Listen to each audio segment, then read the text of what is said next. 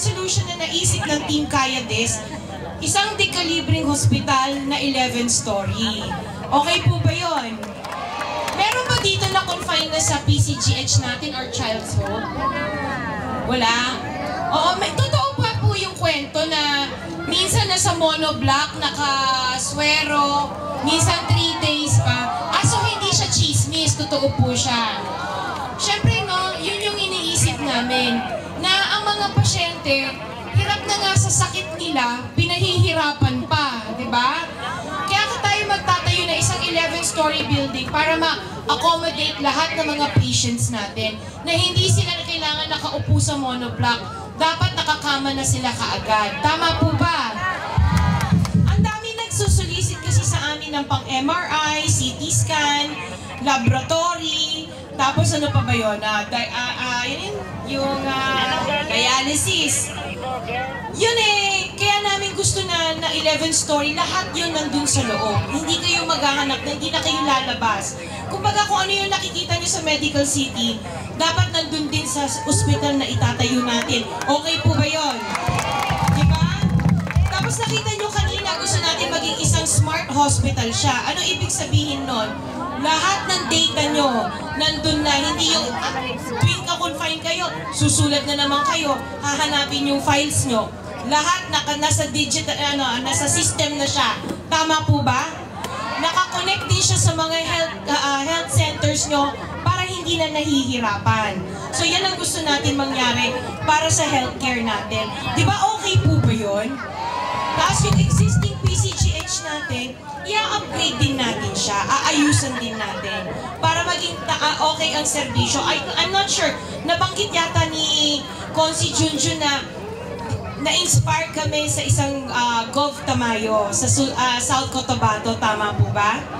Oo, totoo po yun, pwede niyong i-research. Meron din sa Sultan Kudarat, meron din sa Iloilo City.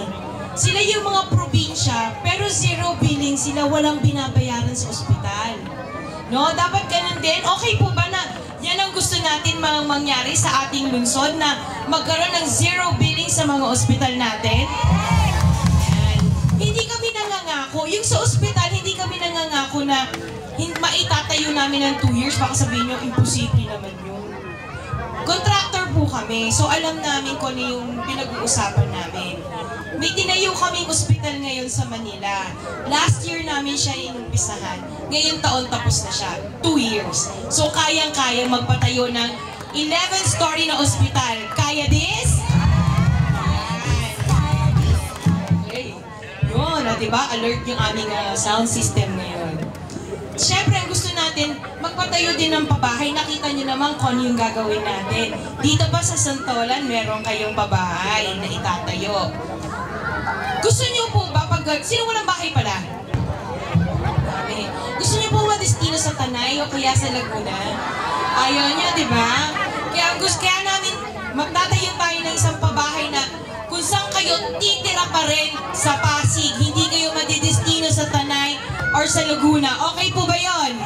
Dito pa rin kayo kasi sabi nga namin, dito ang trabaho niyo yung iba, di ba?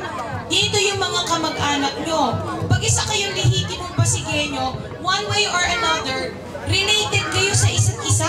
Pag lihitimo kayong Pasigenyo, tama po ba? Diba? Siyempre yun ang gusto natin na nandito pa rin kayo nakatira sa Pasig para makita nyo ang progresibong Pasig, kung paano siya magiging maunlad.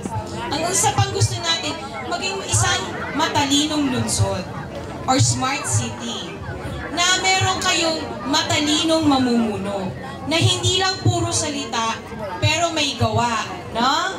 Yan ang gusto natin. May smartphones ba kayo? Lahat may smartphone, no? Gusto niyo ba yon na at a touch of a button, lahat ng information, lahat ng data, kaya niyo makuha?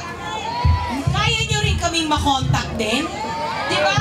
Madali, pag smart city siya, lahat digitize siya. So madali niyo makukuha lahat ng data sa city. Yung nakita niyo dito sa screen namin. No? Gusto niyo yon? Okay yon? Actually, pahapyaw na kami. Meron na kaming ginawa. Sino nakakuha ng Pamilyang Pasigenyo card? Meron na ba? Oo. Oo, yun itong card na to. Sa iba na hindi nakakakita. Meron tayong ganito, Pamilyang Pasigueño card. Kung saan may QR code na sa likod. So scan-scan na lang tayo para mabilis ang proseso. Hindi pa hihirapan ng bawat Pasigueño na mag-request, request ng medical assistance, financial assistance. Eto na. Pati yung data nyo, nandito na rin. Okay po ba to? Pag kami pinalat, kung sino meron ito, priority sila. Yan. Okay. So anyway, hindi ako mahaba magsalita kasi hindi naman ako talaga politiko. Pribado akong tao. Pero nakikita namin sa sarili namin mga mata kung ano yung kailangan ayusin. Kanina pagbaba ko ng house to house kanina, sa tawiran yata yun. Oo, medyo na sobrang thank you pala before ko i-continue. Maraming salamat sa pag-welcome sa amin sa bawat bahay. Hindi nyo kami sinara ng pinto at nakipagkamay talaga yung iba. Talagang nakakatuwa naman sa warm welcome nyo. Anyway, napansin namin yung mga drainage system nyo, ang pangit. Anong nangyari? No, ano nangyari? Yan ang gusto natin i-improve. Maayos natin yung mga drainage system nyo dito. Kasi nakita ko ang DPWH gumagawa na siya ng sheet piling para maiwasan ng baha. Nakita namin dun sa bawat puno. Pero yung mga drainage nyo, gusto namin talaga ayusin. Ang mga daan nyo, kasi grabe nakita ko kanina, parang madadapa na ako dun sa ibang daanan eh. Yan ang magiging isang priority natin dito sa Santolan. Okay po ba? Yan. So anyway, maraming salamat sa pag-welcome sa Team Cayades dito ngayong gabi. Salamat lang po ako kay Sir Art Mendoza para sa pagpapahiram dito sa amin, dito. Kay Ate Ellen po, tsaka kay Doktora Labugin. Thank you very much for welcoming us here. Meron pa akong request po. May hiling po lang ako. Okay po ba? Ito may red ribbon na simbolo na binigay sa inyo. Maaari po ba na sabay-sabay natin ikabit sa wrist natin? Halimbawa mamayang gabi, itong simbolo na to, gusto sana namin na makita kung makikiisa kayo sa Team Cayades. Sabi kasi ni Kuya Curly, yung aking better half, sabi niya, ang mga empleyado ng St. Gerard Construction, sila yung naging hangin sa ilalim ng pakpak namin para makalipad kaming na mataas. Maaari po ba, Barangay Santolan, kayo maging hangin sa ilalim ng pakpak ng Team Cayades? Maaari po ba? Ang hina eh. Baka pwede po, pagkatapos nito, maisabit nyo sa bintana or sa doorknob nyo para mapakita nyo yung pagkakaisa sa amin ng Team Cayades. Okay po ba? Okay, so anyway, hindi na ako magsasalita ng mahaba.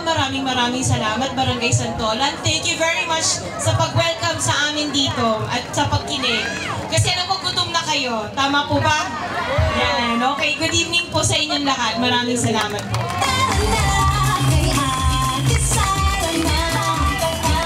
Muli, Barangay Santolan, ang ating Mayora, Ate Sara Descaya.